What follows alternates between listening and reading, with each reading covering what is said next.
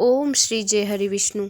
आप सभी को विजयादशमी की ढेर सारी शुभकामनाएं। दोस्तों, आज की इस वीडियो में हम देखेंगे विजया एकादशी की व्रत कथा और पारण के शुभ मुहूर्त के बारे में। अब हम भगवान विष्णु का मन में स्मरण करते हुए विजया एकादशी व्रत कथा का श्रवण करेंगे।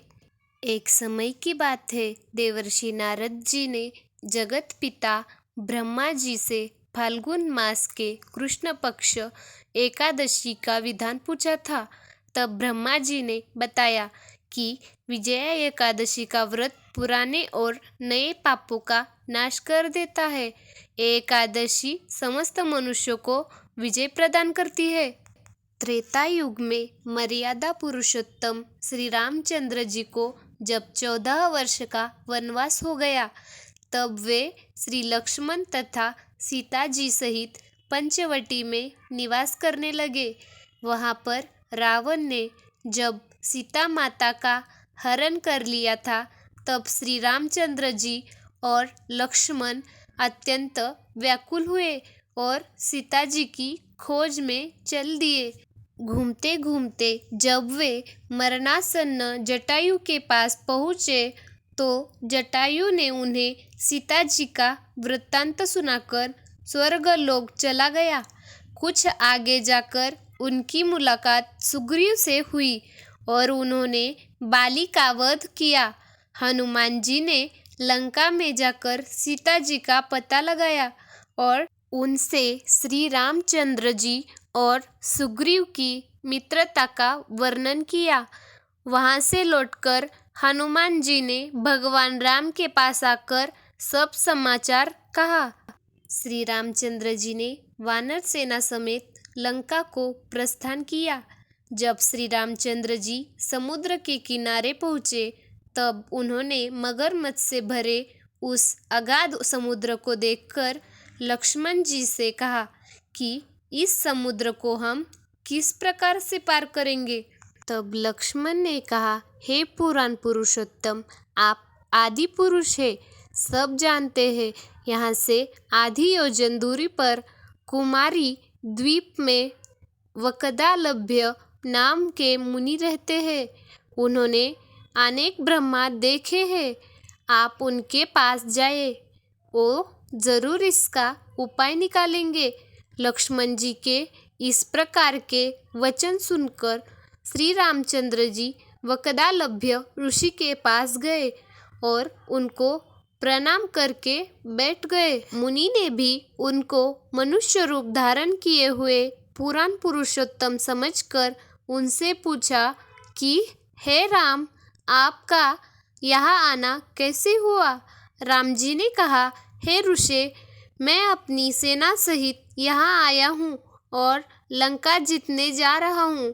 आप कृपा करके समुद्र पार करने का कोई उपाय बताए। मैं इसी कारण आपके पास आया हूँ।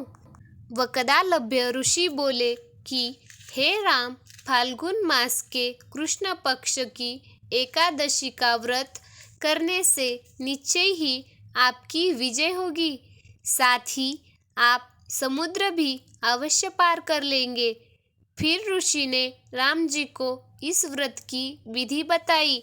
उन्होंने कहा कि दशमी के दिन स्वर्ण, चांदी, तांबा या मिट्टी का एक घड़ा बनाए। उस घड़े में जल भरकर और 5 पल्लव रख घड़े को वेदिका पर स्थापित करें। उस घड़े के नीचे सतनजा और ऊपर जो रखे उस पर श्री नारायण भगवान की मूर्ति स्थापित करें।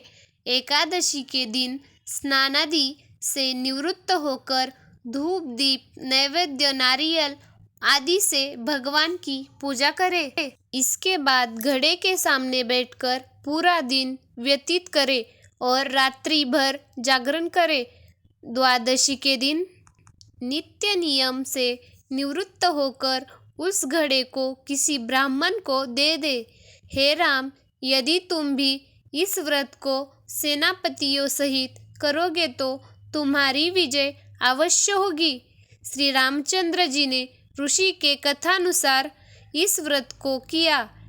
इस व्रत के प्रभाव से उन्होंने लंका पर विजय पा ली।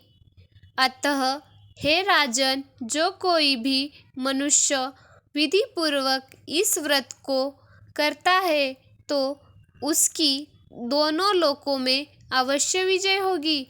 श्री ब्रह्मा जी ने नारद जी से कहा था कि हे पुत्र, जो कोई इस व्रत के महात्म्य को पढ़ता और सुनता है उसको वाजपेय यज्ञ का फल प्राप्त होता है। तो प्रेम से बोलिए लक्ष्मी नारायण की जय, एकादशी माता की जय। जय जय श्री कृष्णा, जय जय श्री राधे। दोस्तों, इस बार का एकादशी का व्रत 2 दिनों का रखा जा रहा है। पंचांग के अनुसार फाल्गुन माह के कृष्ण पक्ष की एकादशी तिथि 16 फरवरी दिन गुरुवार को सुबह 5:32 पर शुरू हो रही है और 17 फरवरी को तड़के 2:49 पर समाप्त हो रही है। उदय तिथि के आधार पर विजया एकादशी का व्रत 16 फरवरी को रखा जाएगा। कई जगह पर 16 फरवरी गुरुवार के दिन व्रत का आचरण किया जाएगा और कहीं पर 17 फरवरी को इस एकादशी व्रत का आचरण किया जाएगा। दोनों दिन श्रेष्ठ है। आप इस 2 दिनों में कभी भी व्रत का धारण कर सकते हैं। और पारण का शुभ मुहूर्त जानने से पहले हम द्वादशी के शुभ मुहूर्त के बारे में देखेंगे। द्वादशी तिथि प्रारंभ हो रही है 17 फरवरी सुबह 2:49 पर और द्वादशी तिथि समाप्त हो रही है उसी दिन 17 फरवरी रात 11:36 पर और हरिवासर समाप्ति का समय है 17 फरवरी की सुबह 8:01 पर।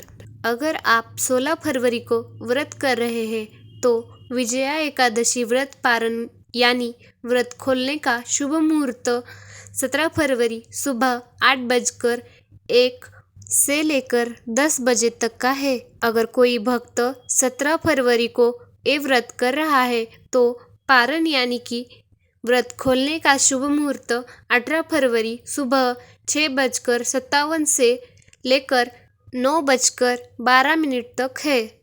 अगर आप एकादशी का व्रत कर रहे हैं तो पारण खोलने का यानी कि व्रत खोलने का समय जरूर याद रखें।